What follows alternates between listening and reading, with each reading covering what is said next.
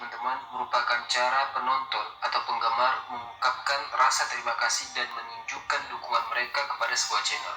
Untuk itu, anak pribadi mengucapkan jazakumullahu khairan katsiran. Semoga Allah Ta'ala berkahi Anda, harta Anda, keluarga Anda, anak Anda, dan menambahkan untuk Anda nikmat-nikmat dari sisinya. Dan semoga Allah Ta'ala mengangkat derajat Anda di dunia dan di akhirat. Dan semoga Allah membalas Anda dengan sebuah kebaikan. Baik ikhwatal iman, pembahasan di hari ini kita akan membahas kejadian siksa di alam kubur. Kemuliaan seseorang itu ketika terangkai antara ruh dan juga jasad.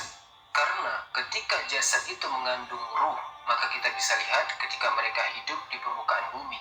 Sebagian mereka menggunakan pakaian dengan berbagai macam corak, kendaraan dengan berbagai macam merek, tinggal di rumah megah, mewah, dan mahal harganya. Tapi ketika ruh itu dicabut dari jasadnya, maka jasad itu akan masuk di bawah tanah dan tidak ada kemuliaan sama sekali. Makanya siapapun yang meninggal, apakah orang kaya, orang miskin, pemimpin, ataupun rakyat, tetap saja pakaian mereka sama putih, murah, dan akan dimakan cacing tanah. Ikhwatal iman yang dimuliakan Allah Subhanahu wa Ta'ala, dalam sebuah hadis disebutkan dari hadis Bara' bin Azib radhiyallahu anhu, ketika Nabi SAW menunggu di mana sebagian para sahabat sedang menggali kuburan, sedang dibuatkan lahan. Disitulah Nabi SAW memberikan ceramah kepada para sahabat sambil menunggu kuburan itu digali. Kemudian Nabi SAW bercerita tentang bagaimana ruhnya seorang mukmin dan ruhnya seorang kafir apabila dicabut Allah Subhanahu wa Ta'ala lewat malakul maut. Kata Nabi SAW, apabila ruh itu dicabut tabi'ahul basyar, maka pandangan akan mengikutinya. Makanya setiap orang yang mati pasti matanya itu melotot. Disitulah disunahkan untuk diusap dan ditutup agar tidak menakutkan orang lain. Dan ruh dicabut itu dari mulut seseorang. Kata Nabi SAW, apabila ruh itu seorang mukmin, maka ruh itu akan dicabut dimulai daripada ujung-ujung jari tangan dan kaki. Kemudian pelan-pelan naik sampai ke tenggorokan. Dari situlah kemudian ruh keluar daripada lisannya. Kata Nabi SAW, keluarnya seperti air yang terakhir keluar dari mulut botol.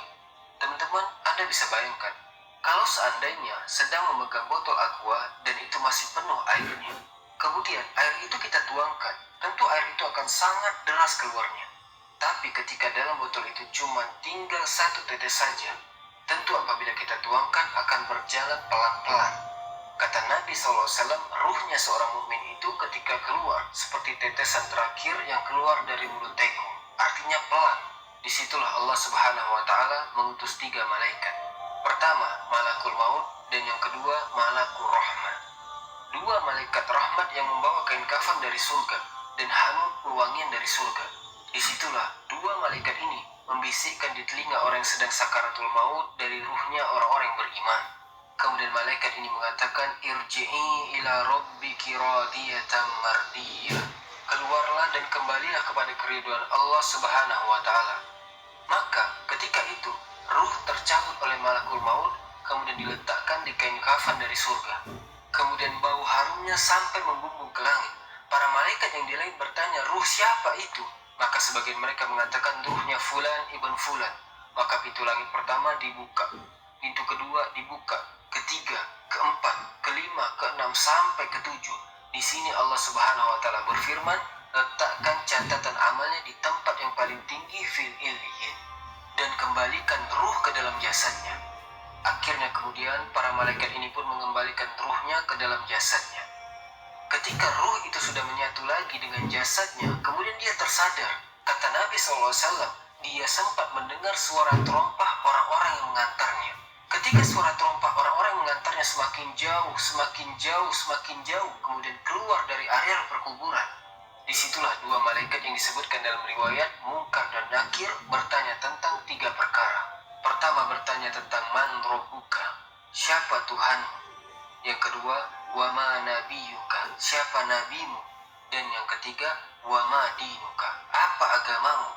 Maka Allah Subhanahu wa Ta'ala gambarkan orang-orang yang beriman, yusabbitu lahul lazina amanu bil qawli sabit, bahwa orang-orang yang beriman itu Allah mantapkan jawabannya. Apabila ditanya siapa Rabbmu, maka dia akan menjawab Allah. Apabila Apabila ditanya siapa nabimu, maka dia akan menjawab Muhammad sallallahu alaihi wasallam. Apabila ditanya apa agamamu, maka dia akan menjawab Islamlah agamaku. Ketika dia sanggup menjawab, tiba-tiba penyeru dari langit mengatakan, Sodaqo abdi, hambaku telah benar. Kemudian Allah subhanahu wa ta'ala berfirman, bentangkan kuburan itu seluas-luasnya, kemudian hembuskan angin dari surga. Maka tiba-tiba kuburan itu meluas, kemudian angin dari surga masuk ke dalam kuburan.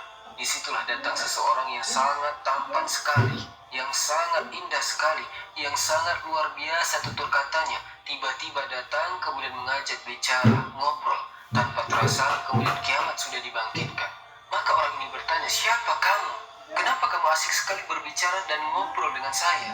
Maka orang ini mengatakan, ana amaluka soleh. Saya amal solehmu. Sayalah solatmu. Sayalah puasamu. Sayalah qiraatul Qur'anmu. Sayalah birrul walidainmu. Sayalah zikirmu, dan begitu seterusnya. Maka ketika itu dia berdoa kepada Allah Azza wa Jalla, Ya Rob, aqimi sa'ah. Ya Rob, segerakan bangkitkan kiamat agar aku bisa kembali kepada harta dan keluargaku. Ini gambaran ruhnya seorang mukmin. Tapi gambaran ruhnya orang kafir berbeda tentunya dengan ruhnya orang beriman. Kata Nabi SAW, ruhnya orang kafir itu dicabut seperti seseorang menancapkan pisau seperti celurit ke dalam kambing wol. Kemudian bulunya itu disiram oleh air. Ketika pisau yang berbentuk bengkok itu dimasukkan ke dalam bulu wol yang sangat tebal, kemudian bulu itu disiram air, kemudian dipaksa dicabut, maka tentu akan merontokkan seluruh bulu-bulunya. Begitulah gambaran Nabi SAW, ruhnya orang kafir apabila dicabut seperti itu akan merasakan sakit yang luar biasa, rontok semua persendiannya. Disitulah kemudian diutus 3 malaikat, 1 malaikat maut dan 2 malaikat azab. Malaikat azab ini terus membentak-bentak ruh yang akan keluar itu dengan mengatakan, ukhruji, ukhruji, ila sakhati minallahi wa ghadabi. Keluar engkau, keluar kepada kemarahan Allah subhanahu wa ta'ala dan kemurkaannya. Dari situlah ruh itu tidak mau keluar, tapi tetap saja oleh malaikat maut dipaksa keluar, sehingga dia merasakan sakarat, merasakan rasa sakit yang luar biasa. Maka setelah ruh itu dipaksa keluar, langsung kemudian malaikat azab memasangkan kain kafan dari neraka dengan bau busuk yang luar biasa, sehingga satupun malaikat yang di langit tidak berani mendekatinya karena saking busuknya. Akhirnya ketika ruh sudah masuk ke dalam kain kafan yang berbau busuk itu, malaikat hanya bisa saling melempar satu dengan yang lainnya, tidak ada yang berani mendekat. Disitulah Allah subhanahu wa ta'ala takdirkan dia tidak bisa naik ke langit. Jangankan lagi-lagi langit kedua, ketiga, keempat, sampai ketujuh, langit pertama pun tidak dibuka pintu oleh malaikat. Dan itulah isyarat Al-Quran, La tufattahu lahum abwabus sama wa la yadkhulunal jannah hatta yalijal jamalu fi samil khiyat, bahwa pintu langit tidak dibukakan kepada mereka. Kalaupun dibukakan kepada mereka mustahil, dan mereka tidak akan masuk ke dalam surga sampai ada cerita unta masuk ke liang jarum. Lihat bagaimana tersiksanya ruh orang kafir, ruhnya orang munafik. Maka ruh itu kemudian dijatuhkan dari langit, kemudian dimasukkan lagi ke dalam jasadnya dengan kondisi sudah patah, kesakitan, ibarat Anda jatuh dari ketinggian. Disitulah tiba-tiba ketika dia sadar, 2 malaikat Munkar dan Nakir sudah membentaknya. Man robbuka, siapa Robmu?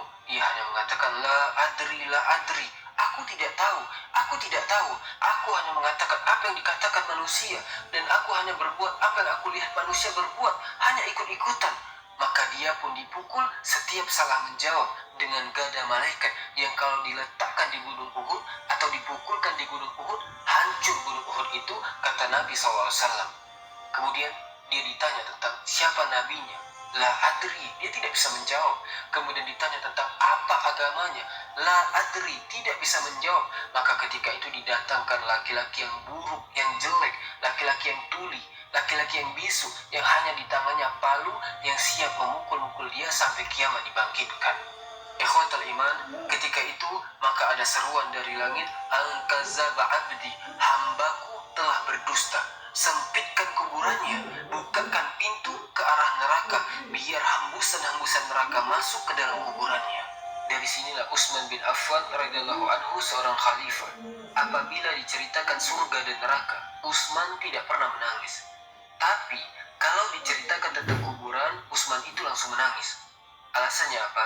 Kata Utsman bin Affan radhiyallahu anhu, karena kuburan itu yang menentukan kemana arah seseorang. Kuburan itulah yang menentukan kemana arah seseorang. Apakah dia masuk ke dalam ashabun nar atau ke ashabul jannah. Makanya Umar bin Abdul Aziz rahimahullahu ta'ala, ketika dia ziarah kubur di akhir hayatnya, kemudian dia menangis di kuburan dan dikatakan, wa ma yubki ya khalifah, apa yang membuat anda menangis wahai khalifah? Kata Umar bin Abdul Aziz, fa ana la adri min ayyi fariqaini ana, soalnya aku tidak tahu dari kelompok mana aku. Apakah aku kelompok ahlun nar atau ke ahlul jannah? Apakah aku kelompok yang akan dimasukkan ke dalam neraka ataukah aku kelompok yang akan dimasukkan ke dalam surga? Aku tidak tahu.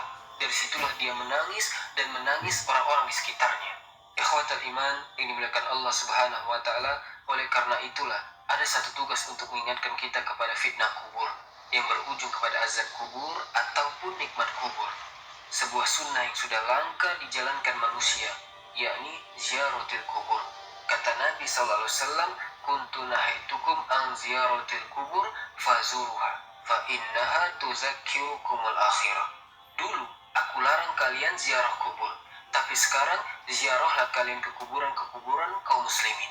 Karena itu hanya bisa mengingatkan kita kepada kematian dan hari akhir. Kehidupan dalam kuburan jauh lebih panjang dibandingkan kehidupan di dunia.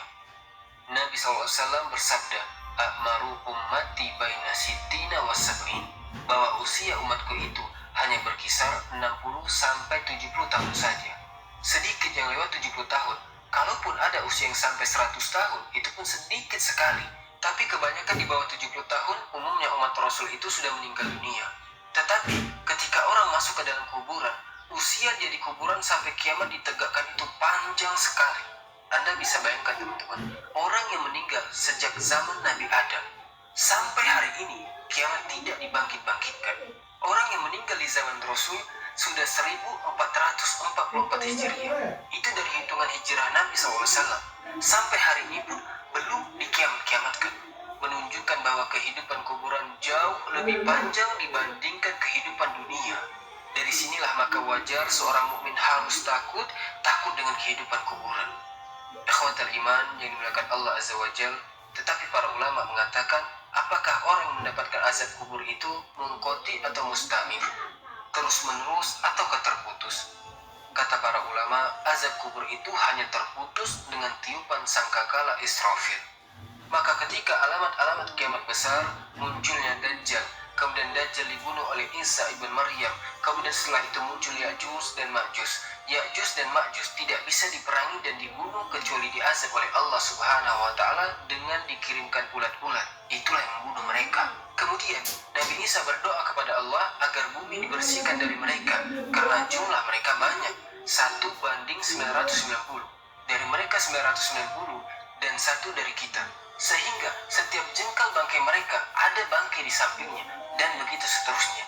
Seolah-olah bumi itu hanya penuh dengan bangkai Ya'juj dan Ma'juj, sehingga Allah kirimkan burung-burung sebesar unta, kemudian dilempar entah kemana. Baru setelah itu Isa hidup beberapa tahun. Disitulah kehidupan yang paling indah, karena bumi dimunculkan barokahnya. Sampai-sampai orang menanam sesuatu di tanah kering pun tumbuh dan subur. Baru setelah Isa bin Maryam meninggal dunia, kemudian manusia mulai menjauh dari agamanya. Setelah mereka jauh dari agamanya, diangkatlah Al-Quran sehingga tidak ada satupun tulisan di dunia, sehingga orang yang hendak membacanya kosong Al-Qurannya.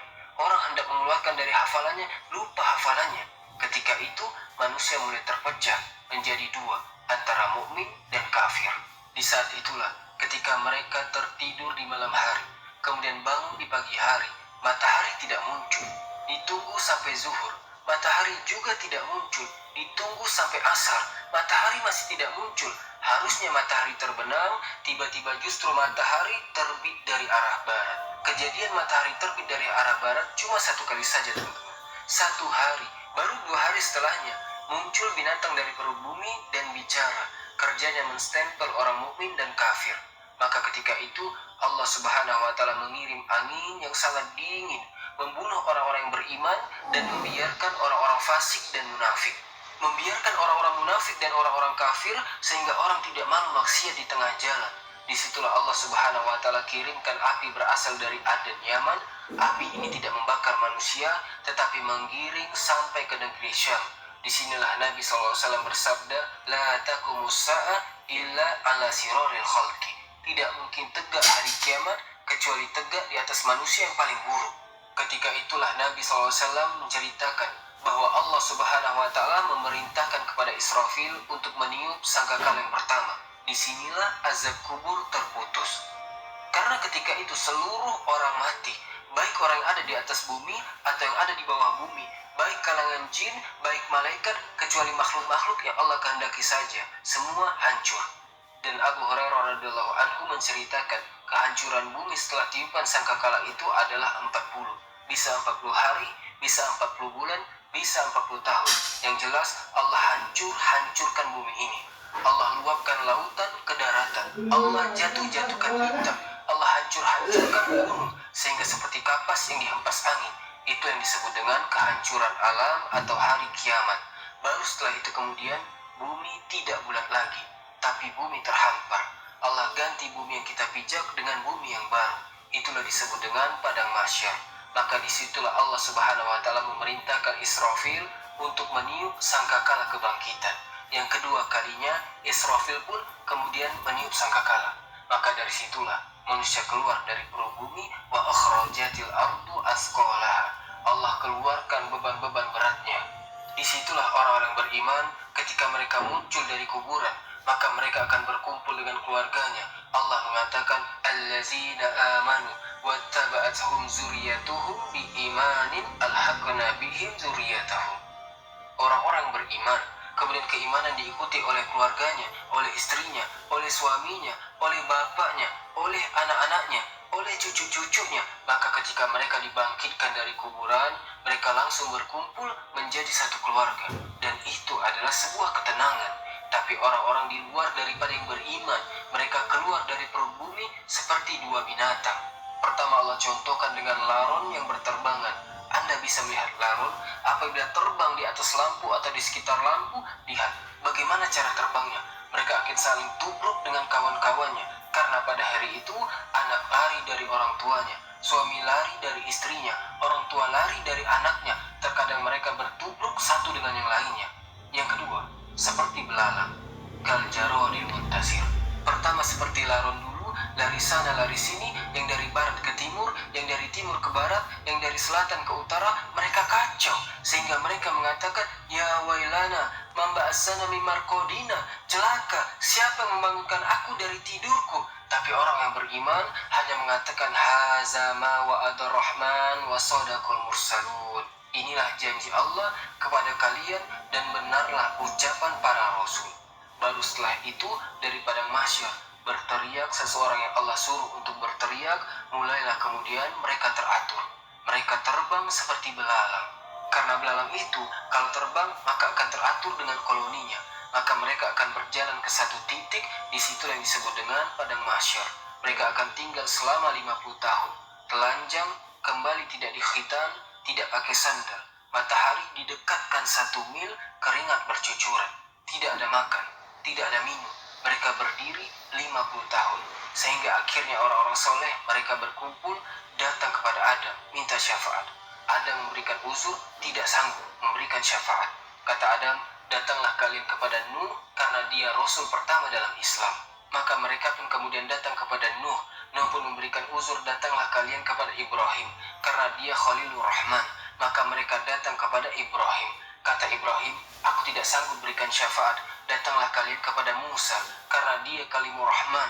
Ketika mereka datang kepada Musa, kata Musa, datanglah kepada Isa. Isa pun memberikan uzur, tidak bisa. Seandainya kalian datang kepada Muhammad SAW, itu lebih baik. Akhirnya mereka datang kepada Rasul. Rasul hanya mengatakan, analah, akan kucoba. Maka Nabi SAW menghadap Allah, kemudian sujud di bawah aras, sampai akhirnya Allah datang dan mengatakan, irfa ra'saka ya Muhammad, yusma wasal tuqa wasfa'tu syaffa. Wahai Muhammad, angkat kepalamu, bicaralah kau didengar, mintalah kau diberi, mintalah kau syafaat, aku akan berikan kau syafaat. Maka dari situlah Nabi SAW meminta 7 syafaat. Salah satunya, Allah selamatkan orang-orang yang mengucapkan kalimat la ilaha illallah. Selamatkan orang yang mengucapkan kalimat la ilaha illallah. Walaupun mereka sudah gosong, sudah menjadi abu di neraka, tapi mereka tetap bisa keluar dari neraka dengan kalimat itu. Ikhwatal iman yang dimuliakan Allah Subhanahu wa Ta'ala, baru manusia kemudian berkelompok-kelompok ketika itu. Inilah yang disebut dengan al-iman bil yaumil akhir, keimanan kita dengan hari akhir. Maka kita berdoa kepada Allah Subhanahu wa Ta'ala, mudah-mudahan Allah Subhanahu wa Ta'ala menyelamatkan kita dari fitnah kubur. Oleh karena itulah, maka ada amalan-amalan disebutkan para ulama. Salah satunya berdoa dalam sholat ketika tasyahud akhir, sebelum salam. Kita disuruh untuk berdoa dan berlindung dari 4 perkara, salah satunya dari fitnah kubur. Karena fitnah kubur inilah yang menentukan apakah Anda masuk azab kubur ataukah masuk nikmat kubur. Fitnah itu artinya pertanyaan 2 malaikat. Dan pertanyaan itu jawabannya bukan karena hafalan. Anda di dunia ditanya siapa Tuhan Anda, pasti Anda mengatakan Allah. Siapa Nabi Anda, pasti Anda akan mengatakan Muhammad Nabiku. Apa agama Anda, pasti menjawab Islam. Tapi jawaban di kuburan bukan hafalan, tapi jawaban itu adalah amalan yang membimbing kita. Yang menjawab itu amalannya, sholat kita yang mampu menjawab, puasa kita, baca Quran kita, zakat kita, birrul walidain kita, itulah yang akan menjawab. Karena hanya orang-orang beriman yang mantap jawabannya. Tapi orang munafik sekalipun sangat hafal di dunia, belum tentu dia sanggup mengucapkannya. Sama seperti mengucapkan kalimat la ilaha illallah detik-detik sakaratul maut. Kita lihat, mengucapkan kalimat la ilaha illallah itu mudah. Tapi bagi orang-orang yang sedang sakaratul maut, kalimat itu susah diucapkan. Walaupun hanya itu saja, kalimat yang sanggup diucapkan oleh orang yang sedang sakaratul maut, tetapi belum tentu orang bisa mengucapkannya. Yang mengucapkan kalimat itu bukan hafalan, tetapi amalan dia. Makanya para ulama mengatakan salah satu tanda husnul khotimah ketika dia bisa mengucapkan kalimat itu. Karena Nabi SAW mencontohkannya. Ketika detik-detik sakaratul maut, Nabi SAW mengatakan la ilaha illallah wa innal mauta la sakarat. Sesungguhnya kematian itu sangat menyakitkan. Kalau Nabi SAW saja sakit ketika meninggal, tentu di luar Nabi SAW lebih sakit lagi. Tapi ingat, sakitnya orang yang beriman ketika ruh dicabut itu awal merontokkan dosa-dosanya. Tetapi sakitnya orang-orang kafir ketika dicabut itu awal dari azab dia sebelum masuk kuburan dan sebelum masuk ke dalam neraka. Ikhwatal iman, oleh karena itulah, maka jadikan dunia ini senjata. Dan senjata yang paling baik adalah doa. Jadikan dunia ini penjara, karena memang kita masih di penjara. Anda tidak boleh meninggalkan sholat. Kita masih harus tetap sholat, zakat, puasa, haji, berbuat baik. Jadikan dunia ini penjara. Karena Rasul yang mengatakan ad-dunya sijnul mu'min. Dunia ini penjara bagi orang-orang yang beriman. Kita harus terpenjara dengan ibadah. Tetapi orang-orang kafir itu surga. Bagi mereka tidak sholat, tidak puasa, tidak zakat itu surga bagi mereka.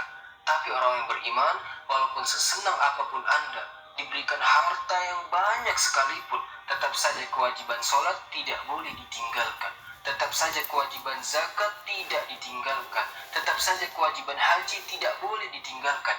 Walaupun Anda sudah jadi presiden sekalipun. Karena dunia ini penjara bagi orang-orang yang beriman. Sebab kalau orang sudah mati, tidak ada perbedaan. Apakah Anda presiden, menteri, rakyat, orang kaya, orang biasa, sama di kuburan itu. Dan tidak bisa dibanggakan kecuali amalannya. Subhanakallahumma bihamdika asyhadu an la ilaha illa anta astaghfiruka wa atubu ilaik. Wallahu a'lam bissawab. Assalamualaikum warahmatullahi wabarakatuh.